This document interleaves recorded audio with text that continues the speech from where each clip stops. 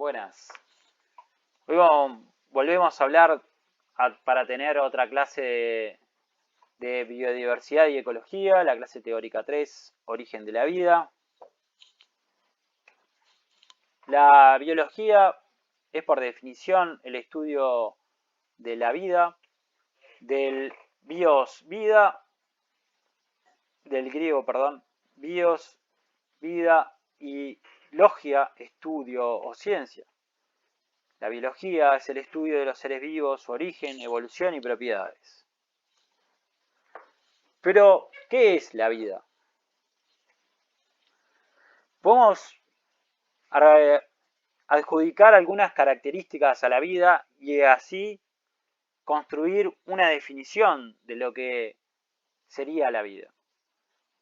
Podemos, por ejemplo, plantear que, como ya sabemos lo que está vivo, sabemos que aquello que distingue a los reinos animal, vegetal, hongos, protistas, arqueas, bacterias del resto de las realidades naturales es lo vivo. Es decir, el resto de las realidades naturales serían rocas, arena, metal, plástico, diferentes.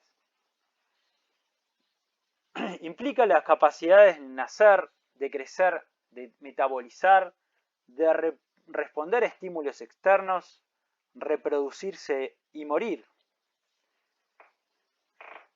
Y esta característica, morir, tiene que ver con la termodinámica, con la tendencia al desorden que tiene el universo.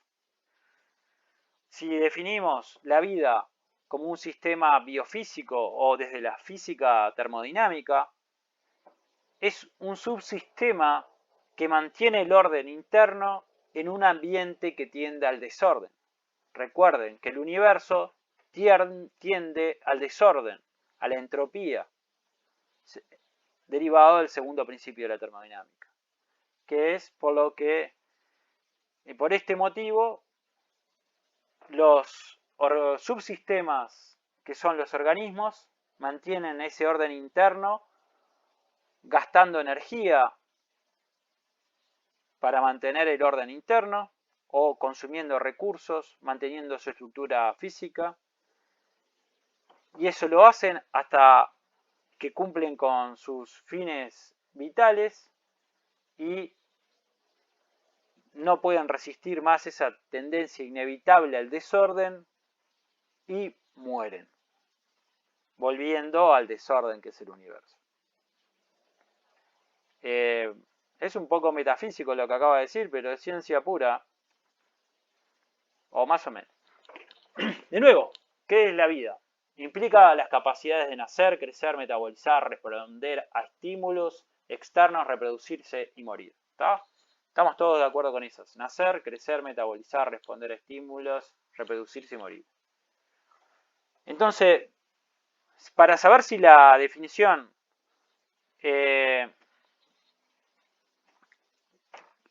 corresponde a un ser vivo, tenemos que pensar de si las bacterias, las arqueas y las eucarias, que son los seres vivos que conocemos, de los tres dominios, cumplen con esa definición, ¿está? Para que sean el objeto de estudio de la biología. Si lo pensamos de otra manera, pensamos dónde está la vida y hasta dónde llega, podemos, cambiando la escala de observación, ¿no?, con la lupa imaginaria, observar desde el nivel de las partículas subatómicas, esto pueden ser protones y electrones, un átomo individual, moléculas complejas, organelos dentro de células, células formando tejidos, formando órganos dentro de un organismo, como un caracol que vive en una población, en una comunidad local, en un ecosistema, en una organización jerárquica. Estos elementos van formando sistemas y subsistemas en una complejidad creciente. En esta complejidad creciente hay interacción entre los elementos y interacción con el entorno físico. repasando, un nivel subatómico, nivel atómico, nivel molecular, organismos celulares, nivel celular, nivel pluricelular, incluye tejidos, órganos, población, comunidad, nivel ecosistema, etc. La organización jerárquica trasciende, hasta llegar a la biosfera, que es lo que incluye todo en esa jerarquía. Esa organización jerárquica termina en todo lo vivo y lo no vivo, todo el sistema planetario como un gran sistema vivo, que se puede también pensar de esa perspectiva, o en un sistema más allá de lo vivo, ¿no? Que incluye otras subunidades del sistema planetario, como la litosfera, la atmósfera y la hidrósfera. Bien, las clasificaciones facilitan el estudio. La biología abarca un campo amplio, pero en particular, cuando hablamos de los niveles de organización, estamos hablando de ecología, ¿no? De la ecología más fundamental, que es donde se estudian los niveles de organización como sistemas particulares. Por ejemplo, al organismo como el sistema capaz de responder a estímulos, crecer, desarrollarse y reproducirse, a la población como el grupo de organismos pertenecientes a la misma especie que habitan en un determinado lugar y momento, pudiendo potencialmente interactuar. Y la comunidad, las poblaciones que concurren e interactúan en determinado tiempo y espacio.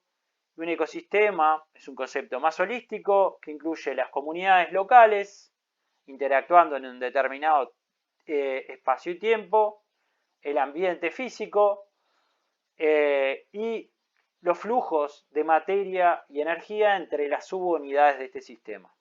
¿Está?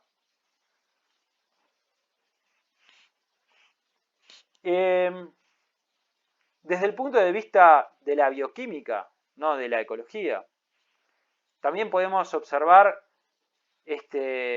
características que pueden tener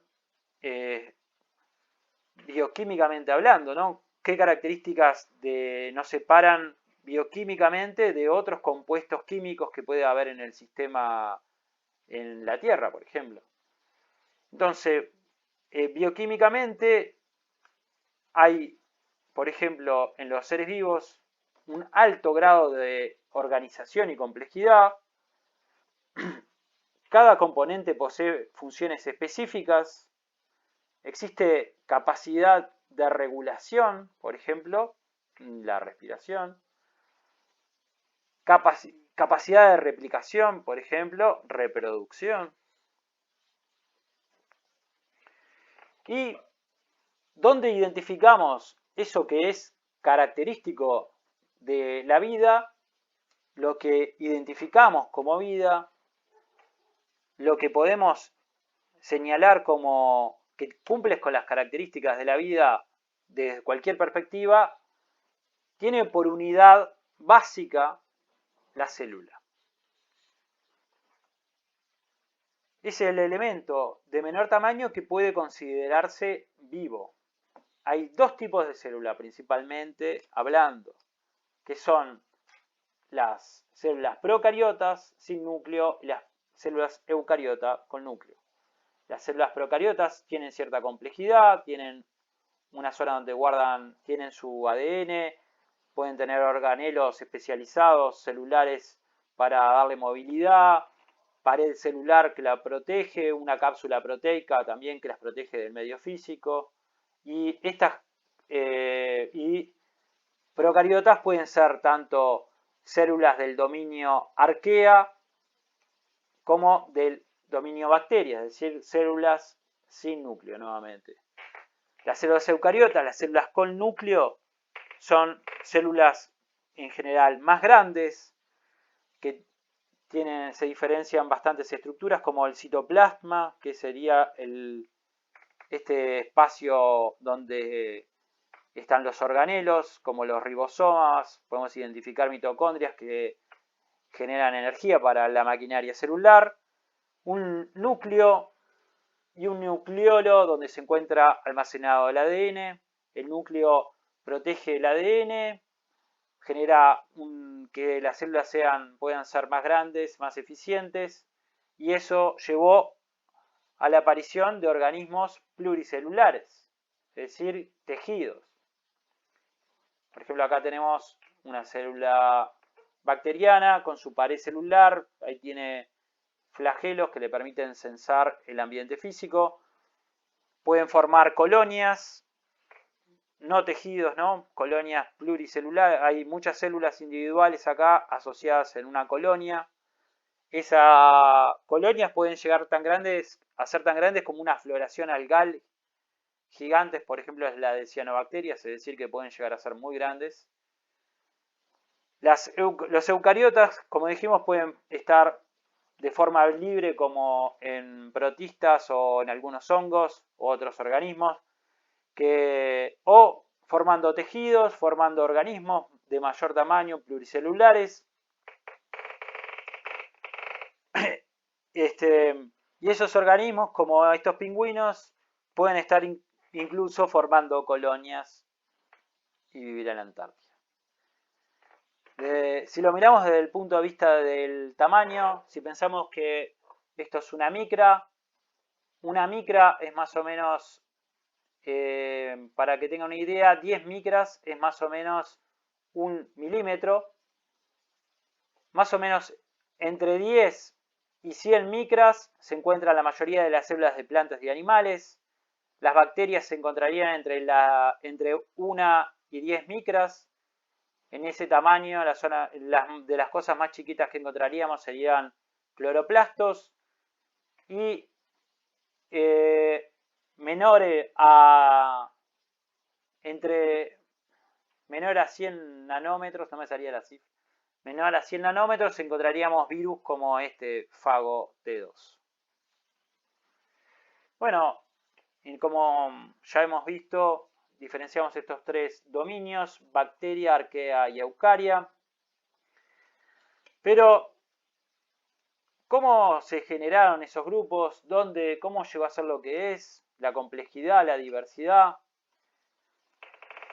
Tenemos que plantearnos, verlo desde distintas teorías que dependen del contexto histórico y social, que cambian la forma de pensar de la gente, ¿no?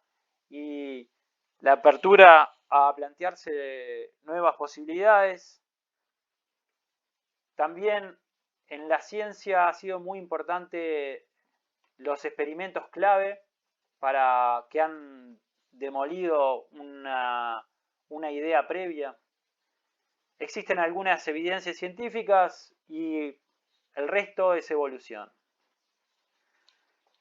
Si nos paremos desde una hipótesis metafísica, nos ponemos amplios y decimos cómo surgió la vida, tenemos una riqueza, podemos decirle, de hipótesis, que incluimos las hipótesis metafísicas en el sentido que van más allá de la física.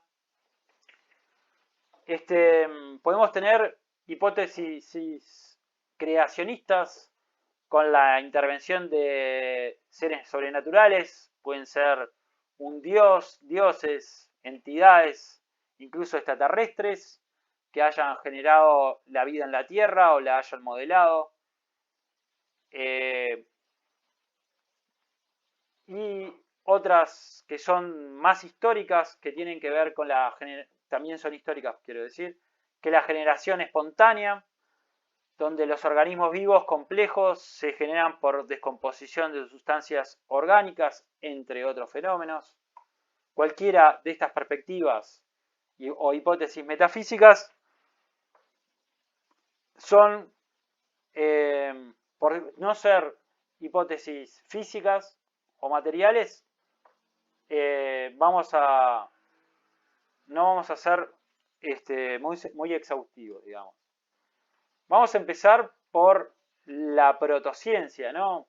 La Grecia antigua, que tanto ha influenciado la cultura occidental. Aristóteles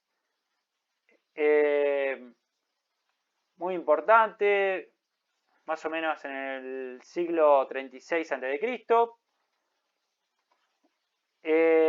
Estaba lo más tranqui ahí y se le planteó la idea de la generación espontánea. También se le conoce como arqueobiosis o abiogénesis.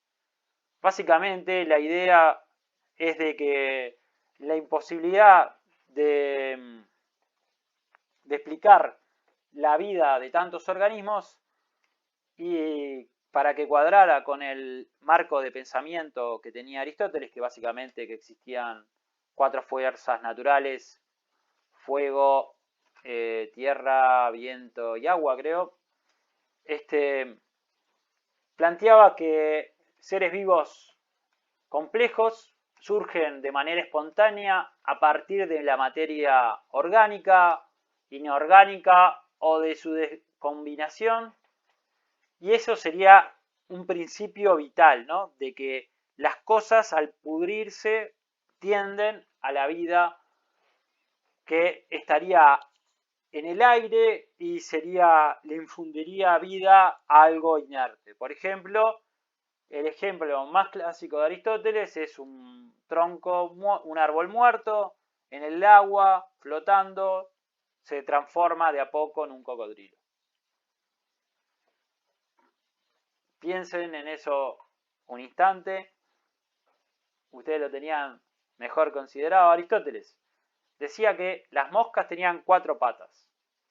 Espero que entiendan lo que les estamos hablando. Obviamente, ¿no? Existen algunas cosas importantes que te aportó Aristóteles, pero hasta los mejores leer.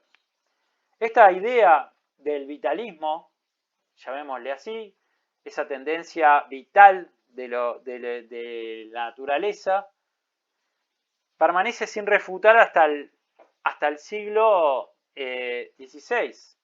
Y eso se debe a, entre otras cosas, a la falta de experimentos clave. Entonces, nos mudamos al siglo XVII.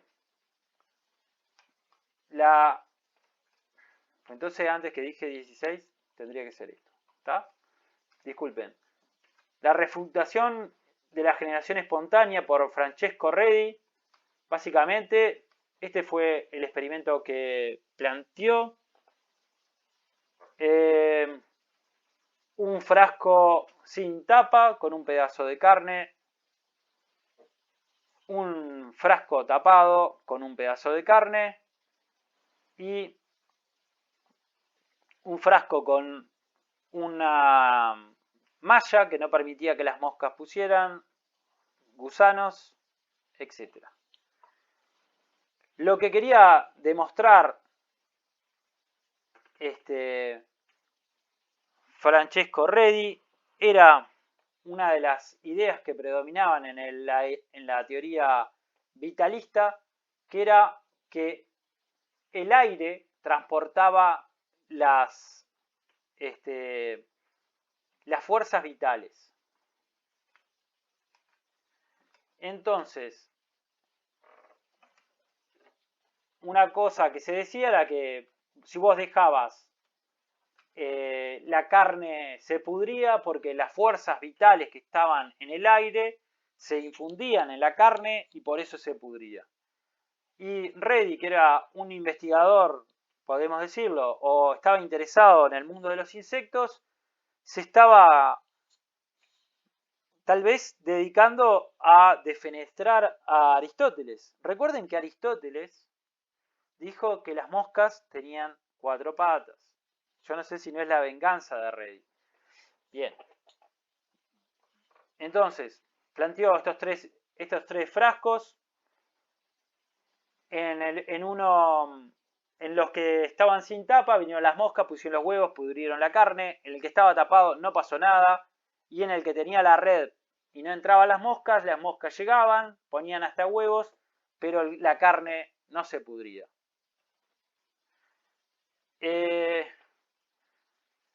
No fue concluyente el experimento, pero demostró algo muy importante.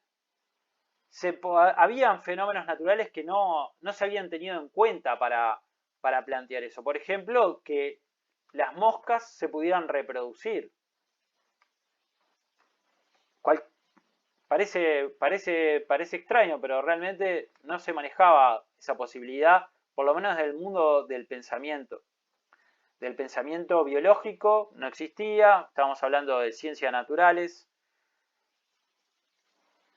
Después, años después, no habiendo sido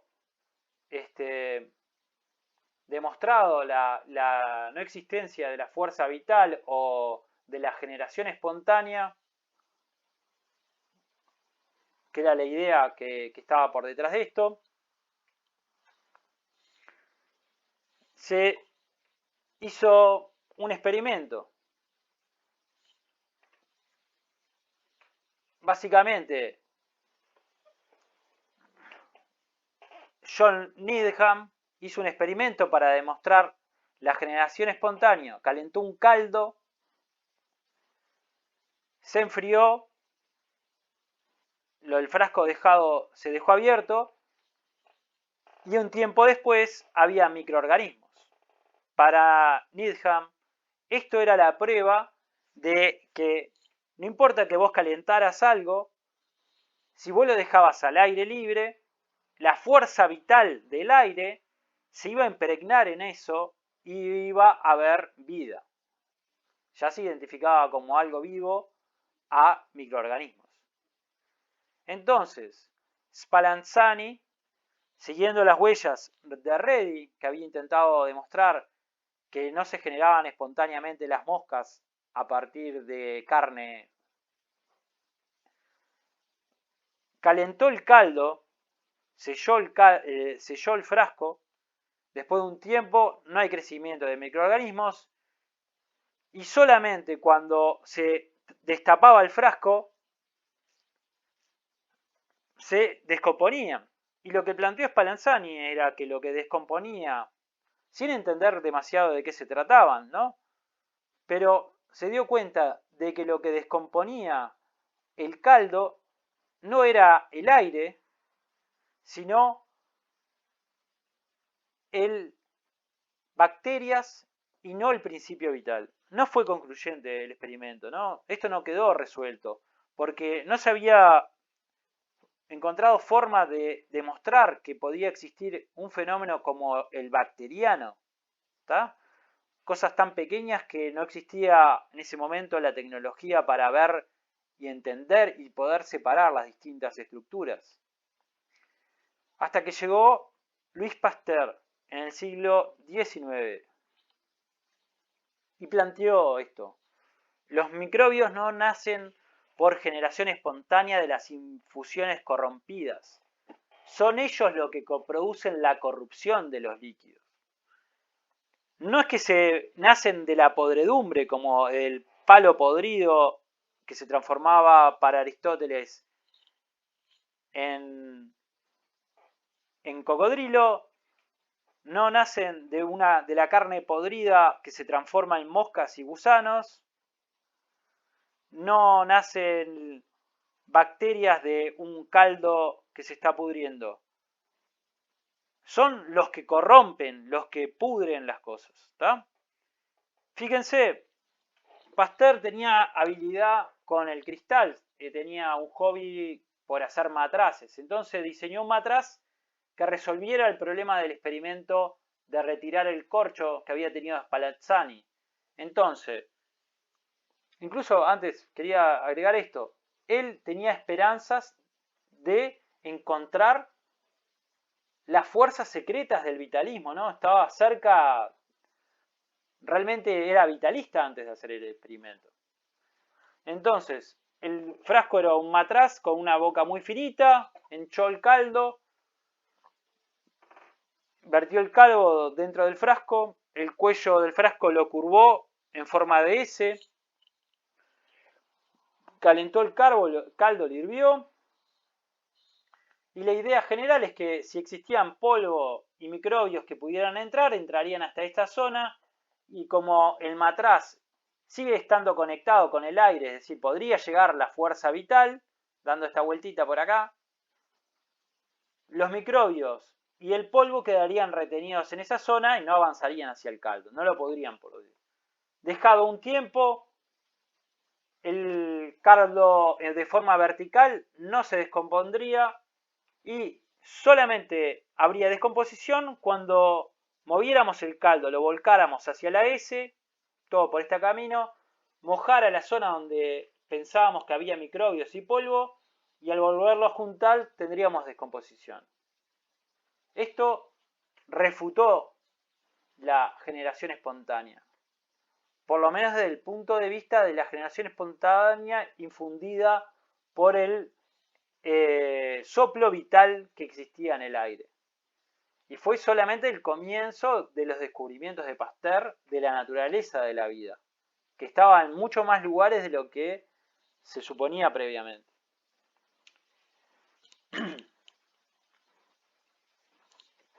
Bien, mucho más acá en el tiempo, en los años 80, los dos químicos, el genetista en realidad y el bioquímico Oparin, se plantearon una forma de pensar cómo fue el origen de la vida en un mundo donde la vida no existiera. Es decir, imaginemos rocas llameantes, se enfría el planeta.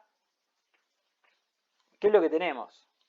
Entonces, lo que dicen es, si pensamos en moléculas orgánicas, aminoácidos, nucleótidos y azúcares, se podrían generar a partir de una sopa primitiva o caldo primordial. Imaginemos aminoácidos, cargas eléctricas, una atmósfera baja en oxígeno. Estos aminoácidos, nucleótidos y azúcares que se formaron en esas reacciones químicas que había en esa sopa primordial, disueltas en agua, las proteínas con los ácidos grasos formarían coloides, estructuras más complejas, y esos coloides formarían cápsulas símil células llamados coacervados. Y esas células, por las propiedades electrostáticas de los ácidos grasos unidos a proteínas, generarían mantendrías esas coacervados que, relacionados con los nucleótidos y los aminoácidos, podrían ser protobiontes con cierta simpleza. Lo que pasa que tendríamos que tener determinadas condiciones físico-químicas que actualmente no son las más comunes en la Tierra, pero podrían haber sido mucho más comunes en una atmósfera ancestral con bajo nivel de oxígeno y otras características. Esto sería un coacervado, tenía una doble capa lipídica como tienen las proteínas y las células eucariotas. En un medio acuático tendrían aminoácidos y otros nucleótidos en solución, más proteínas asociadas, y ya podemos tener una protocélula que se pueda ensamblar en esa sopa primordial.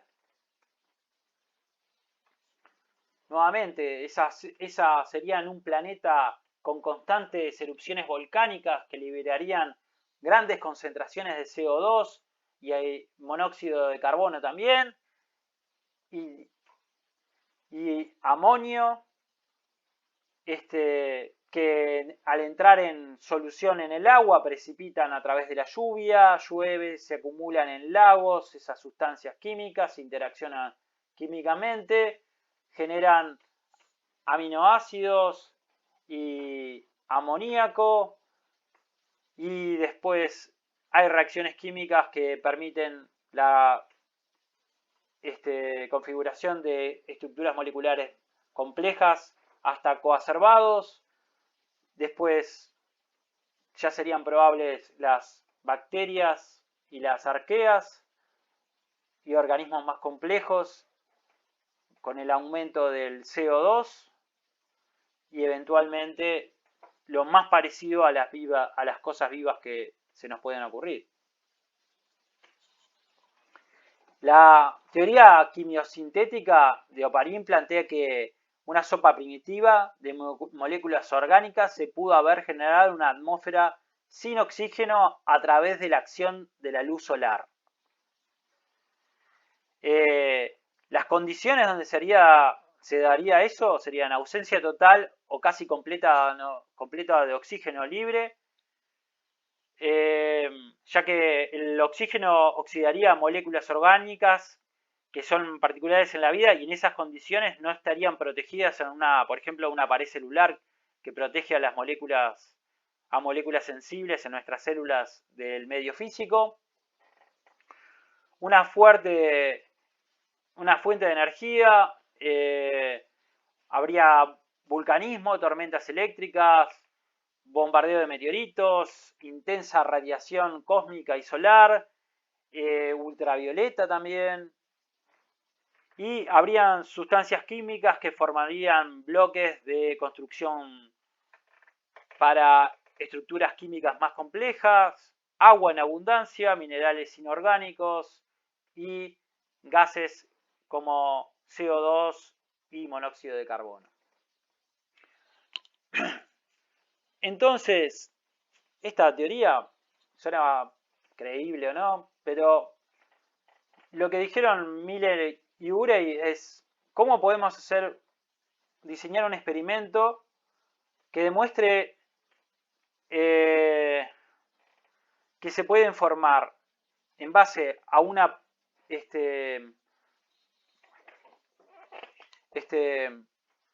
se pueden formar moléculas orgánicas a partir de metano y amoníaco, básicamente las características de una atmósfera primitiva. Entonces se mete en un circuito cerrado moléculas de metano, básicamente los gases de metano y amoníaco, se genera una reacción eléctrica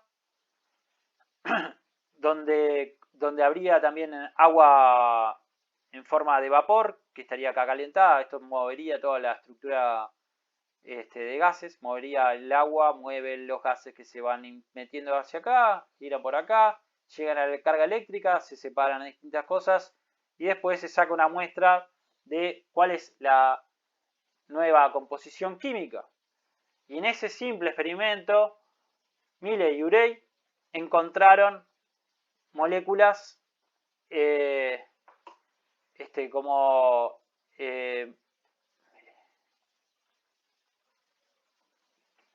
aminoácidos. Perdón. Este experimento fue clave y demostró que si podíamos obtener aminoácidos en base a condiciones simples como esta, existía la posibilidad de que modelos de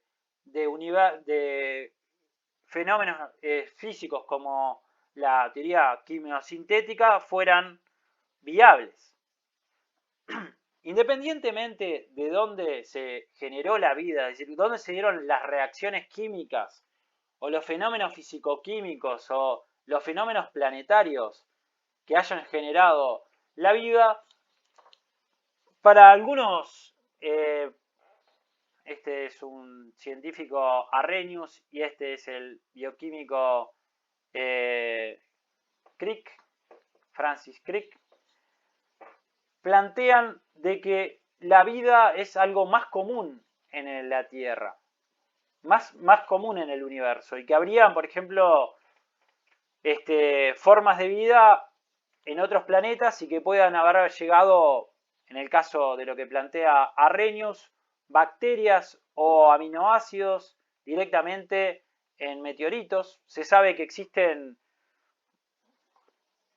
ácido fórmico y acetato de nitrilo o etano o aminoácidos en rocas como asteroides, en rocas lunares o en Marte mismo. Entonces, Arrhenius lo plantea como que la vida puede haber en realidad sido generada o haberse dado las condiciones físico-químicas que planteábamos antes en cualquier planeta y que a través de la panspermia las moléculas resistentes o algún organismo resistente como una bacteria, cosa que veo muy poco probable que resista a la radiación cósmica, hayan llegado a otros planetas. Ya solamente el hecho de que lleguen moléculas orgánicas ya sería muy importante, ¿no? Tipo, bien, esto permanece sin evidencia por ahora, ¿no? Crick, que es famoso por ser coautor del plagio de la doble hélice, se lo plagiaron a otra persona, es una historia para otro capítulo. En los últimos años de su vida planteó la posibilidad de que la Tierra haya sido sembrada desde el espacio por inteligencia artificial o una inteligencia externa y lo que sería una panspermia dirigida. No existe evidencia de eso y es solamente una especulación o un delirio. Arrhenius puede ser más probable. Lo más cercano a una evidencia de panspermia es el meteorito marciano con ese nombre, ALH, etc., que se pudo identificar como un meteorito marciano por la marca isotópica que tiene, el registro isotópico. Tiene altos niveles de aminoácido, el meteorito, lo cual podría ser rastro de actividad biológica y parece presentar algo parecido a un fósil de una bacteria o una actividad bacteriana. Esto fue muy importante, creo que esto se descubrió en el año 2003 y fue muy importante, pero después fue criticado por posible contaminación del meteorito, ya que este tipo de material se deben guardar en condiciones muy particulares, etcétera, etcétera. No fue una evidencia concluyente. Si existe, la pregunta es qué tanta evidencia tenemos de que organismos puedan cruzar el cosmos, que puedan vivir en el espacio. Los tardígrados, que son parientes de los artrópodos como cangrejos y insectos, y los nemátodos, toleran la falta absoluta de oxígeno, temperaturas extremas, desde altísimas temperaturas hasta bajísimas temperaturas, presión atmosférica variable o absolutamente inexistente como en el espacio exterior, y pueden estar vivos. Así que existe evidencia de que hay cosas que pueden vivir en el espacio exterior. Una que particularmente me parece muy interesante, o es que en realidad son un conjunto de teorías que están relacionadas con la quimiosíntesis. La quimiosíntesis es una capacidad autótrofa, así como las plantas que hacen fotosíntesis o las cianobacterias o las algas.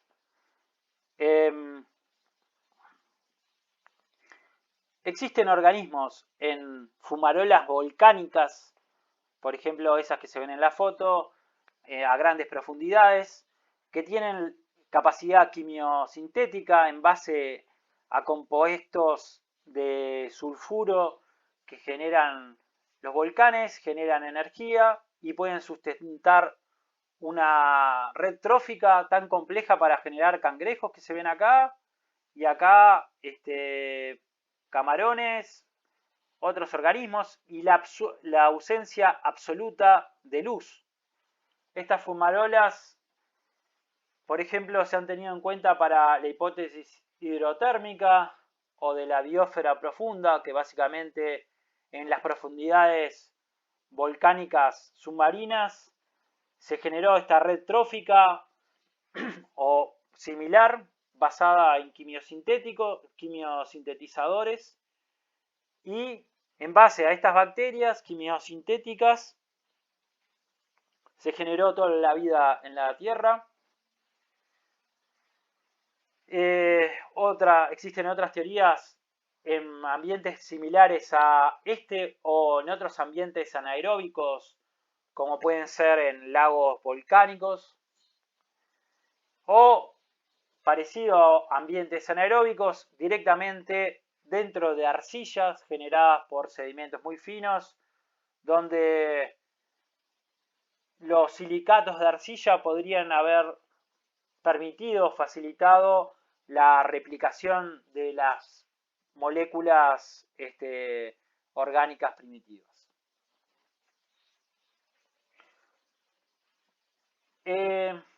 La vida eventualmente surgió y evolucionó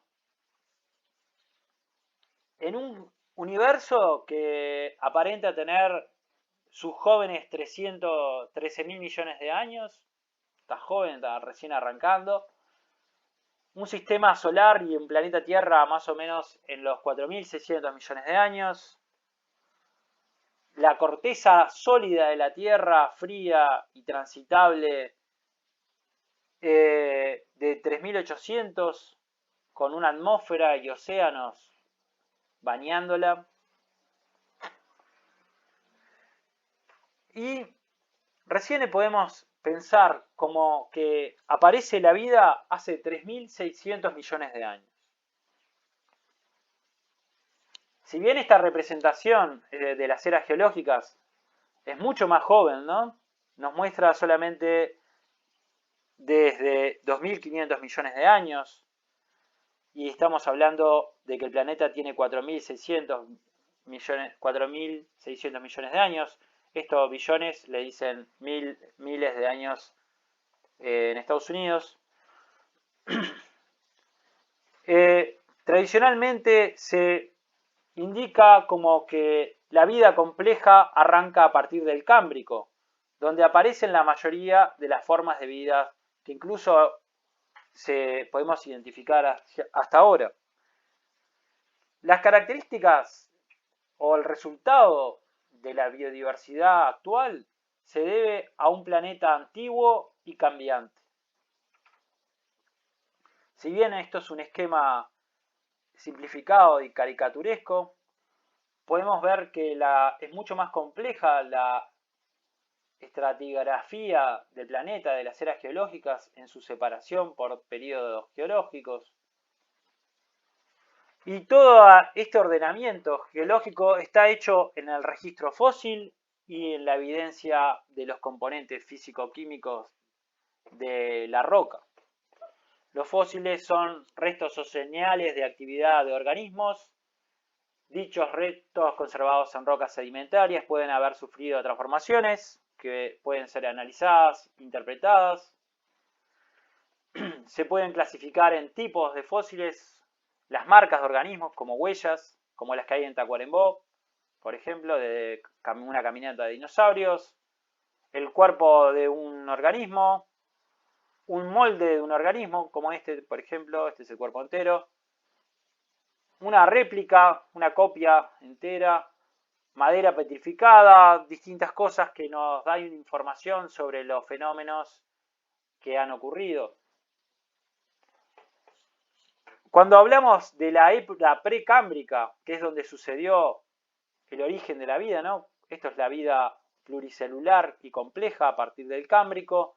Previa a esto, el Proterozoico o en el Arqueano, mucho más antiguo, llamémosle la era precámbrica. Se dio hace 4.600 la formación de la Tierra, el origen de la vida, imaginemos los coacervados. Hace 3.500 aparecen los procariotas primitivos. Se da una gran diversificación de los procariotas. Aumenta por eso a través de la fijación de oxígeno, el oxígeno atmosférico, cuyos registros son los estrematolitos. Aparecen hace 1500 millones de años los eucariotas primitivos. Aparecen colonias y tejidos hace 1000 millones de años. Y hace más de 500 millones de años aparecen los primeros organismos pluricelulares. El estrematolito es el ejemplo de la potencia que puede tener un fenómeno evolutivo en las características del planeta. Los estrematolitos son evidencia de colonias de cianobacterias de hace 3.500 millones de años, que es cuando se cree que apareció la capacidad de fijar, de realizar fotosíntesis, disculpen, por parte de las cianobacterias. Es el linaje el que lo desarrolla. Fíjense qué curioso que el fósil puede, si bien acá se ve extraño en la interpretación, como marcas en la roca, con forma vetas calcáreas, con otros colores más oscuros, se pueden identificar fácilmente con estrematolitos, ya que los estrematolitos siguen existiendo. Esto es la Gran Barrera en el oeste de Australia. Si hacemos un corte de una de estas colonias calcáreas donde acumulan calcio las mismas cianobacterias, encontramos el mismo patrón que encontramos en el fósil. Si pensamos en la evolución de la atmósfera, fíjense que hace 4.000 millones de años había muy baja proporción de oxígeno. Esto es la cantidad de oxígeno y de ozono, que es el oxígeno es molecular, es O2, y el ozono es O3. Coincidentemente con la aparición de las cianobacterias, en este caso las más complejas, empieza a aumentar la concentración de oxígeno y ozono, y básicamente las concentraciones general de oxígeno y ozono en la atmósfera no han cambiado desde ese momento. Esto puede haber sido la primera extinción masiva, y en este caso generada por la oxigenación de la atmósfera por parte de las cianobacterias.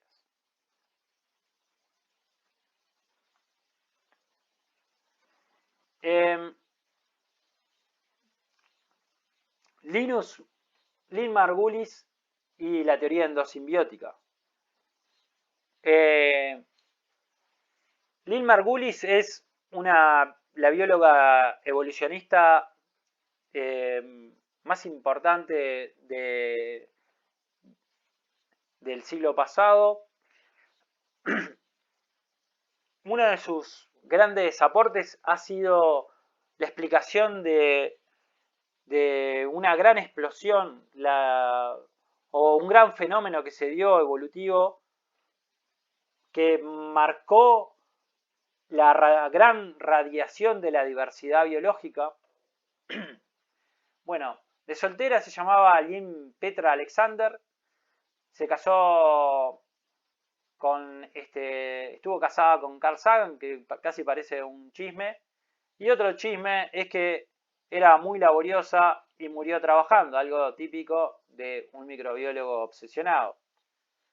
Es considerada una de las principales figuras de la evolución contemporánea. Uno de sus grandes aportes fue la teoría de la endosimbiosis seriada, que ahora lo vamos a explicar, y plantea a partir de esta teoría de la endosimbiosis seriada la hipótesis simbiogenética, que la plantea como el detonante de la expansión de la biodiversidad. Básicamente, la teoría de la endosimbiosis seriada describe la aparición de las células eucariotas como consecuencia de la sucesiva incorporación simbiogénica de diferentes bacterias de vida libre, eucariotas. 3 incorporaciones en el caso de las células animales y de hongos, y 4 en el caso de las células vegetales. Básicamente, una célula eucariota primitiva un día se encontró con una mitocondria, se la comió y en vez de digerirla, le proporcionó refugio y protección del medio externo, y la mitocondria le da, por ese intercambio energético, le da energía a la maquinaria celular. Ese sería el caso con la mitocondria. Pero esto sucedió, bueno, se me distorsionó un poco la diapositiva. Esto sucedió, como ya dije, 3 veces con distintas partes en animales y hongos, y 4 en vegetales. Pero vamos a los ejemplos. El nucleocitoplasma y los flagelos vienen de arqueas de bacterias termófilas, es decir, se comieron bacterias termófilas, las eucariotas primitivas, y se quedaron con esas estructuras funcionando dentro. Las mitocondrias son bacterias, están más emparentadas con bacterias púrpuras que con el genoma del núcleo de una célula eucariota, es decir, que una célula eucariota primitiva se comió una célula púrpura, una bacteria púrpura, y quedó asimilada como una mitocondria. Los cloroplastos y otros plastos de algas surgieron a partir de células eucariotas primitivas que se comieron cianobacterias y las incorporaron como cloroplastos. Entonces, desde una célula ancestral procariota genera estructura del núcleo y va incorporando mitocondrias, cloroplastos y otros organelos en un proceso evolutivo de acumulación de organelos y de capacidades. Es decir, que las células eucariotas actuales son como un Frankenstein de organelos de distintos organismos, de aquello que hablábamos de la promiscuidad entre los distintos linajes evolutivos de las células. Esta nueva célula eucariota con organelos y estructuras como flagelos y citoplasma y núcleo con un citoesqueleto, pudieron generar organismos complejos con tejidos. El animal más primitivo que se conoce existió hace más de 550 millones de años, vivió más o menos hace 20 millones de años antes de la explosión cámbrica. Se considera parte de la fauna de Ediacara, que son estos organismos que muchos no se han podido identificar si son vegetales o animales. Y recientemente Dicksonia se pudo, si bien se sospechaba por la simetría bilateral que se trataba de un animal, se le pudo identificar estructuras en fósiles similares a los colesteroles, que son ácidos grasos típicos de los animales. Ya, si lo vemos nos olvidamos, ya tenemos organismos de explosión cámbrica. ¿Qué es la explosión cámbrica? La explosión cámbrica está muy bien relatada en el libro La vida maravillosa de Stephen Jay Gould, que habla de este yacimiento fósil que se llama Burgess Shale, en Estados Unidos, al norte y en Canadá, donde todas estas piedras lajas prácticamente pertenecientes a la arcilla del fondo marino del mundo del Cámbrico, arriba de la montaña. Cada una de estas piedras lajas tiene un organismo maravilloso e increíble a ser identificado. Interesante la cuestión es que hace 540 millones de años se dio la explosión cámbrica. Todos los grupos animales estaban representados. Predominaban los trilobites, que eran artrópodos, ¿no? Parientes de los cangrejos, de los insectos.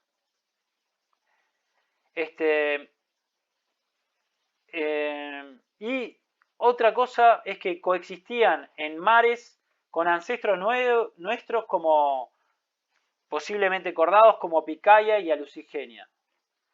El fondo del mar ahí de la explosión cámbrica se veía así. Teníamos acá Anomalocaris, este se llama Canadiaspis. Acá tenemos un trilobite, otro bichito, este se llama, no me acuerdo. Bien. Tenemos animales tan locos como Alucigenia, que parece ser un pariente nuestro. Fíjense la forma, como un gusano, pariente posiblemente de Picaya, muy parecido a algunos cordados primitivos y a unos modernos.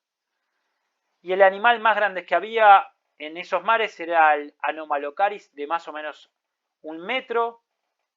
Tenemos Canardiaspis como un camarón superpoderoso. Pero, ¿cuándo aparece? ¿Cuál es el siguiente hito, no? ¿Cuándo aparecen los vertebrados? Tenemos que esperar hasta el Ordovícico para que el mar esté lleno de peces. En el Ordovícico explotó la diversidad de vertebrados. Fue la gran explosión de los vertebrados. Aparecieron del grupo de los cordados. Se dio un rápido proceso de evolución y complejización de los vertebrados hasta que los mares se encontraron como actualmente, ¿no? Con una omnipresencia de los vertebrados acuáticos. ¿Y cuándo salieron al exterior? ¿Cuándo caminaron? ¿Cuándo se volvieron tetrápodos?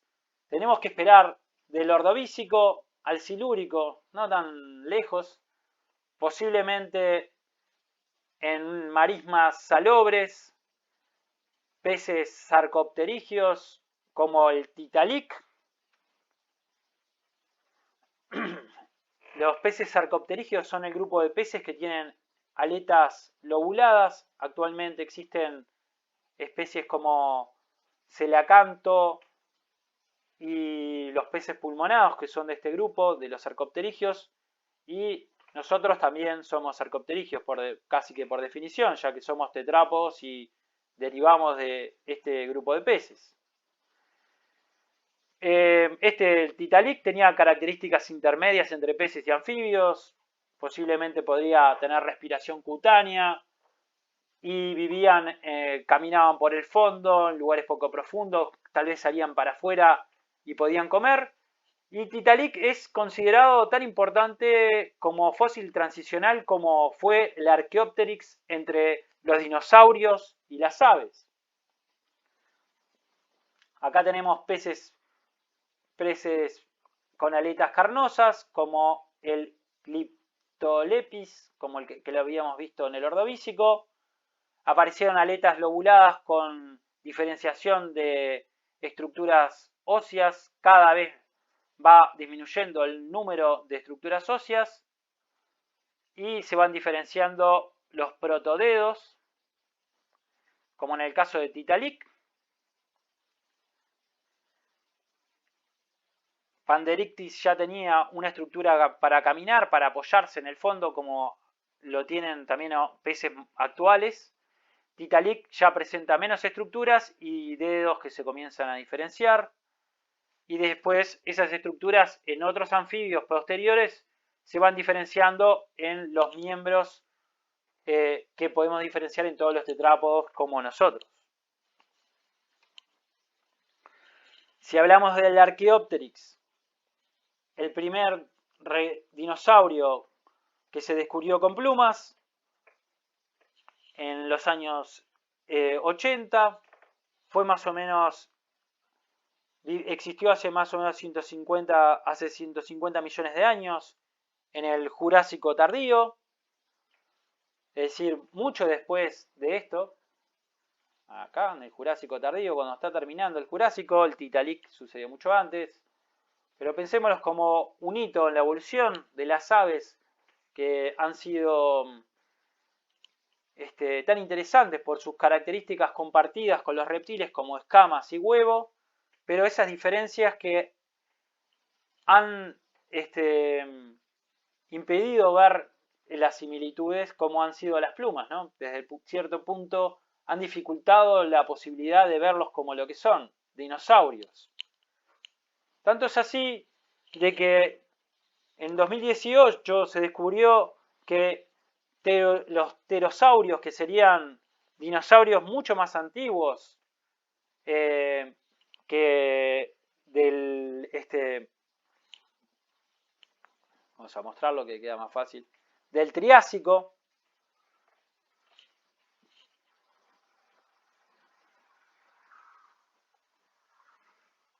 tendrían algunos tipos de pluma, no exactamente plumas complejas, pero sí como un plumón que les recubriría el cuerpo.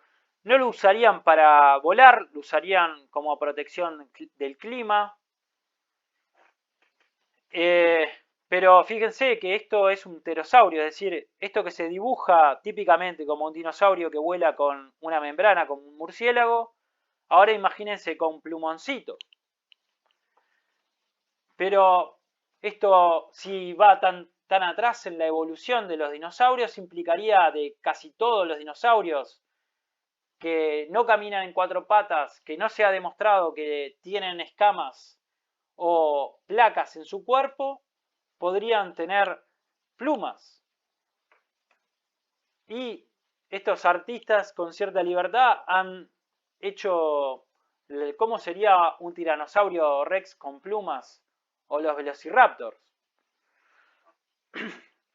Esto tan curioso estéticamente, no estamos acostumbrados, tiene mucho más lógica evolutiva y es lo que diría, hacia donde apunta la evidencia. Sin embargo, en el cine no ha llegado todavía, ¿no?